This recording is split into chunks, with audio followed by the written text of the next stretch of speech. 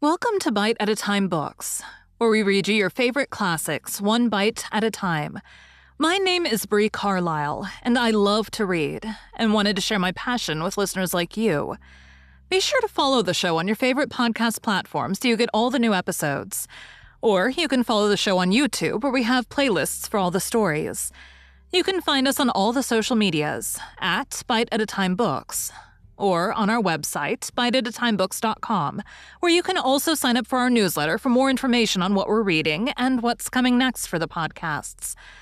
We're part of the Bite at a Time Books Productions Network. If you'd also like to hear what inspired your favorite classic author to write their novels, and what was going on in the world at the time, check out the Bite at a Time Books Behind the Story podcast, Tuesdays, wherever you listen to podcasts. Today we'll be continuing Dracula by Bram Stoker. Chapter 6. Bite 3. Mina Murray's Journal. 26 July. I am anxious, and it soothes me to express myself here. It is like whispering to oneself and listening at the same time. And there is also something about the shorthand symbols that makes it different from writing. I am unhappy about Lucy and about Jonathan. I had not heard from Jonathan for some time, and was very concerned. But yesterday, dear Mr. Hawkins, who is always so kind, sent me a letter from him. I had written asking him if he had heard, and he said the enclosed had just been received. It is only a line dated from Castle Dracula, and says that he is just starting for home. That is not like Jonathan. I do not understand it, and it makes me uneasy. Then, too, Lucy, although she is so well, has lately taken to her old habit of walking in her sleep. Her mother has spoken to me about it, and we've decided that I am to lock the door of our room every night. Mrs. Westenra has got an idea that sleepwalkers always go out on roofs of houses and along the edges of cliffs and then get suddenly wakened and fall over with a despairing cry that echoes all over the place. Poor dear. She is naturally anxious about Lucy, and she tells me that her husband, Lucy's father, had the same habit, that he would get up in the night and dress himself and go out if he were not stopped. Lucy is to be married in the autumn, and she is already planning out her dresses and how her house is to be arranged. I sympathize with her, for I do the same. Only Jonathan and I will start in life in a very simple way, and she'll have to try to make both ends meet. Mr. Holmwood, he is the Honorable Arthur Holmwood, only son of Lord Godalming, is coming up here very shortly, as soon as he can leave town, for his father's not very well. And I think dear Lucy is counting the moments till he comes. She wants to take him up to the seat on the churchyard cliff and show him the beauty of Whitby. I dare say it is the waiting which disturbs her. She'll be all right when he arrives. 27 July. No news from Jonathan. I'm getting quite uneasy about him. Though why I should, I do not know. But I do wish that he would write. If it were only a single line. Lucy walks more than ever, and each night I am awakened by her moving about the room. Fortunately, the weather's so hot that she cannot get cold. But still the anxiety and the perpetually being wakened is beginning to tell on me, and I'm getting nervous and wakeful myself. Thank God Lucy's health keeps up. Mr. Holmwood has been suddenly called to Ring to see his father, who has been taken seriously ill. Lucy frets at the postponement of seeing him, but it does not touch her looks. She is a trifle stouter, and her cheeks are a lovely rose pink. She has lost that anemic look which she had. I pray it will all last. 3 August. Another week gone, and no news from Jonathan, not even to Mr. Hawkins, from whom I have heard. Oh, I do hope he's not ill. He surely would have written. I look at that last letter of his, but somehow it does not satisfy me. It does not read like him, and yet it is his writing. There is no mistake of that. Lucy has not walked much in her sleep the last week, but there's an odd concentration about her which I do not understand. Even in her sleep, she seems to be watching me. She tries the door, and finding it locked, goes about the room searching for the key. 6 August. Another 3 days, and no news. The suspense is getting dreadful. If I only knew where to write to or where to go to, I should feel easier. But no one has heard a word of Jonathan since that last letter. I must only pray to God for patience. Lucy is more excitable than ever, but is otherwise well. Last night was very threatening, and the fishermen say that we are in for a storm. I must try to watch it and learn the weather signs. Today is a gray day, and the sun, as I write, is hidden in thick clouds high over Kettleness. Everything is gray, except the green grass, which seems like emerald amongst it.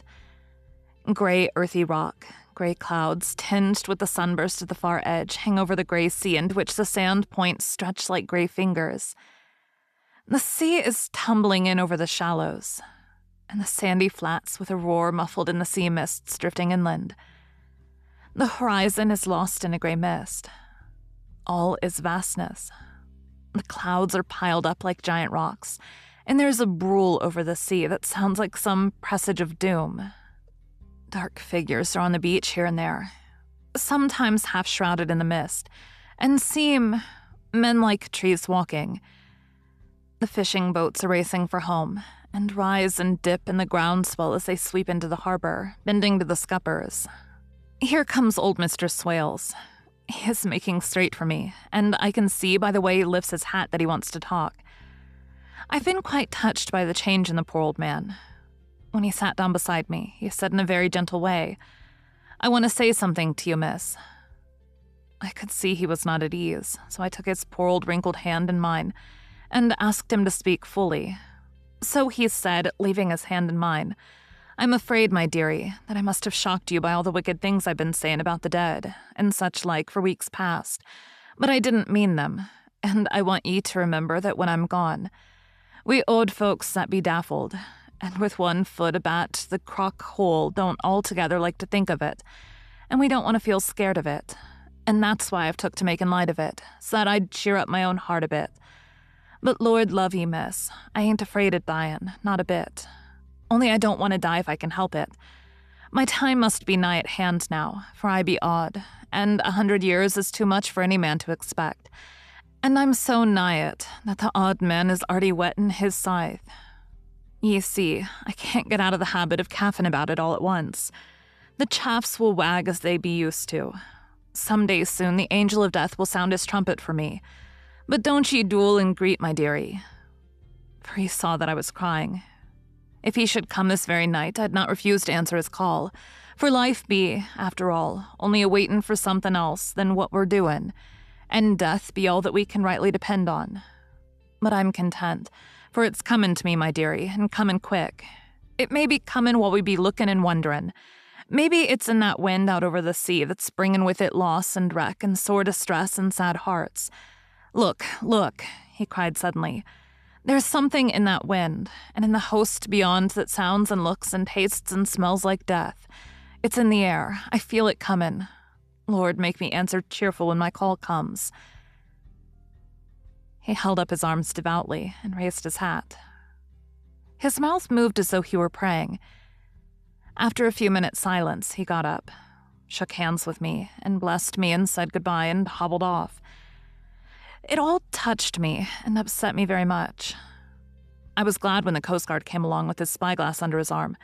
He stopped to talk with me, as he always does, but all the time kept looking at a strange ship. "I can't make her out," he said. "She's a Russian by the look of her, but she's knocking about in the queerest way. She doesn't know her mind a bit. She seems to see the storm coming, but can't decide whether to run up north in the open, or to put in here. Look there again. She's steered mighty strangely, for she doesn't mind the hand on the wheel, changes about with every puff of wind. We'll hear more of her before this time tomorrow." Thank you for joining Bite at a Time Books today, while we read a bite of one of your favorite classics. Again, my name is Bree Carlile, and I hope you join us tomorrow for the next bite of Dracula.